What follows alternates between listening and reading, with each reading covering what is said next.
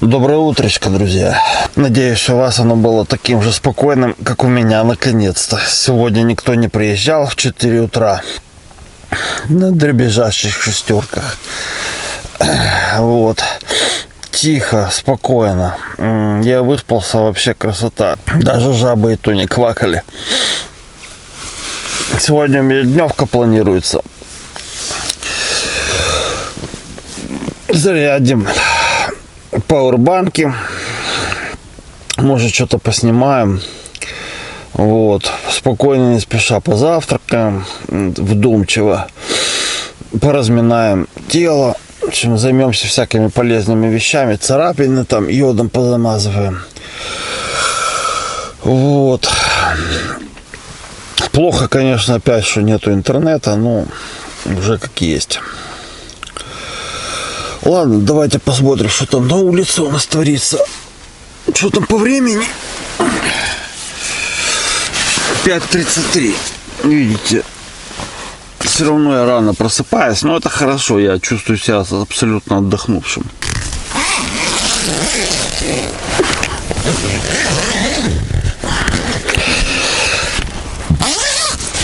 Будем вылазить на свет Божий.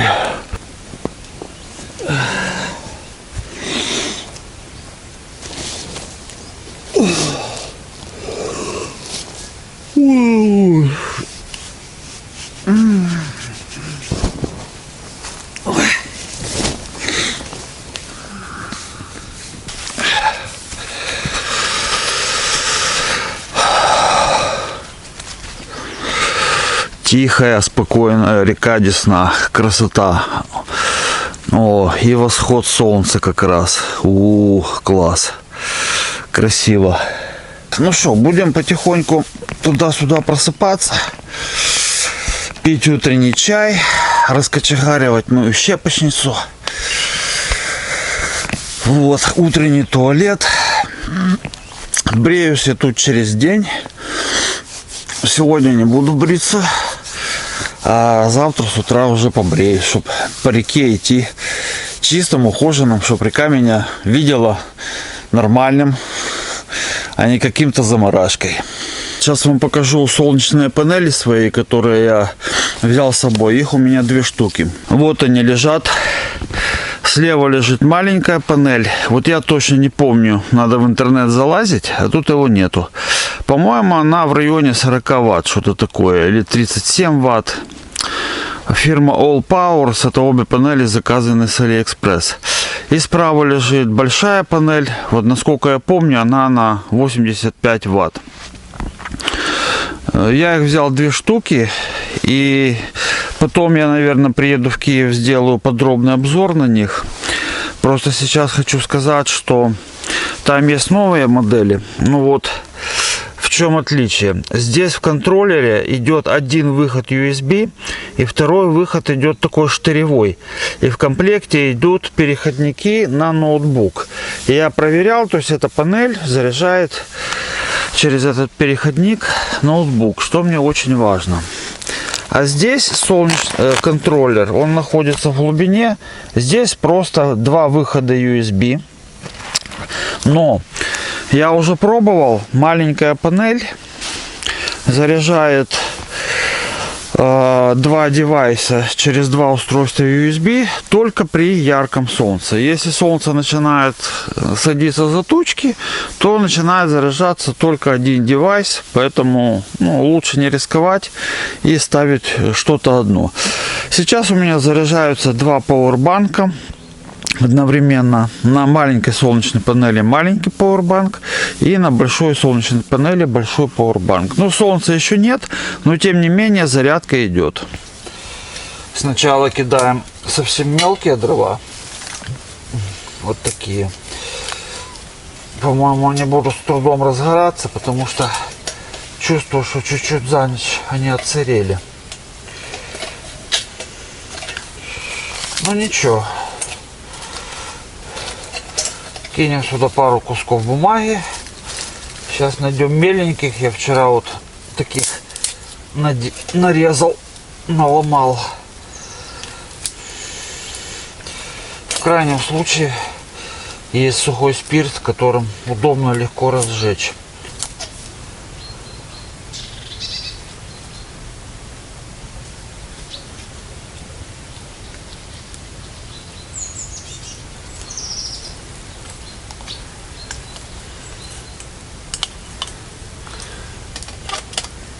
О, ребят, пошла жара, все.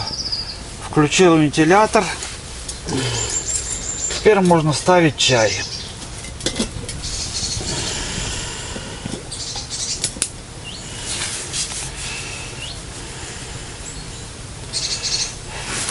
Все, теперь я думаю, сейчас все комары отсюда быстро убегут. Видите, как за ночь дрова отсырели? Ух, такая дымовая завеса, что ураган. Ну, как видите, разжег я без проблем. А с сухим спиртом оно вообще пойдет на ура. Но за ней надо следить. В каком плане следить, ребят? Если включаешь поддув, то дрова очень быстро прогорают. Часто даже не требуется его включать. Вот вы видите, допустим, что начало слабеть. Раз, включили. Вот смотрите. Оп, и тут же выключили. То есть немножко поддали жару. Дрова занялись и пошла как бы жара такая. То есть это не газ. Вы включили это равномерно, за ней надо присматривать. Но согласитесь, что это небольшое неудобство.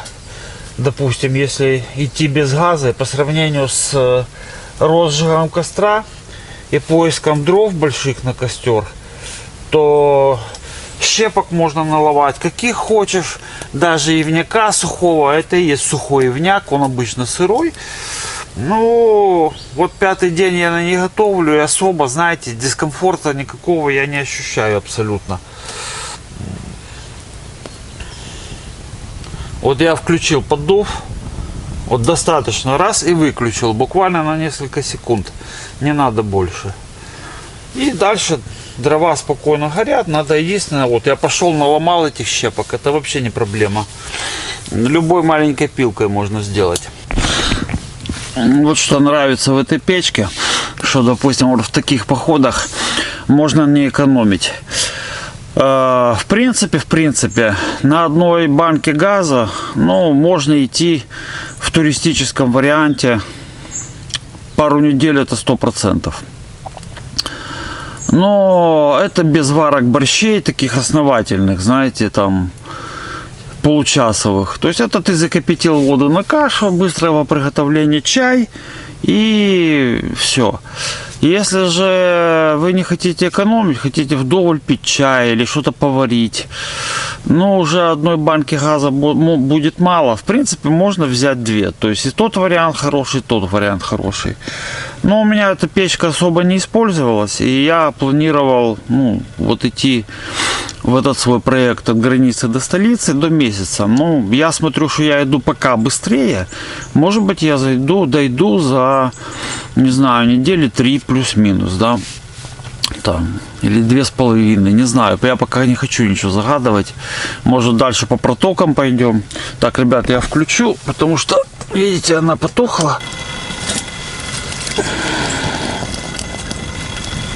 Уже потихоньку закипает. И вот эта печка, она позволяет просто вообще не думать об экономии. Ты сколько хочешь, столько пьешь чая. Ты хочешь, можешь варить себе там хоть кулеш какой-то час. Пошел наломал, только успевай подкидывать вот эти вот щепки. Мне это очень нравится. Ну, наверное, и тот вариант имеет огромные свои плюсы. Это еще тьфу-тьфу-тьфу. Постучим по дереву. О, благо его тут много. Не было дождя. А если пойдет сильный дождь, то с розжигом, ну, могут начаться определенные проблемы. Так что вот так. Ну, банка газа, как я говорил, у меня все равно есть. И горелка с собой. Ну, вот, так что мы во всеоружии. Что, ребят, чаек закипел. О, будем снимать. Тут пусть прогорает. Купил я, ребята, азерчай. Мне его хвалили. Оказалось полное Г. Дров больше, чем заварки.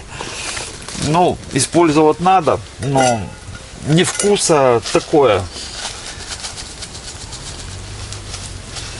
Он, если видно сейчас, белая вот эта вот дрова, видите, какие-то. Мой комфорт, байдарочно уголок, стол, стул. И я ни секунды не пожалел, что все это с собой взял. Иначе пришлось бы тут сейчас расстилать каремат и на неровном каремате все это тулить. Тут я сижу на стульчике на своем удобном, вот в который раз хорошо думаю, что я его заказал. Столик тоже очень мне пригодился. Единственное, я не подумал, надо было какую-то взять скатерть и все это на скатерти делать, потому что он уже очень сильно запачкался. Ну, тут не получается. Я уже по старой привычке пару раз с сажей поставил котелок на него. Ну вот, а сажа не отмывается, очень сложно. Сейчас уже слежу, конечно, но все равно. И кулька у меня тоже никакого нет лишнего, чтобы постелить.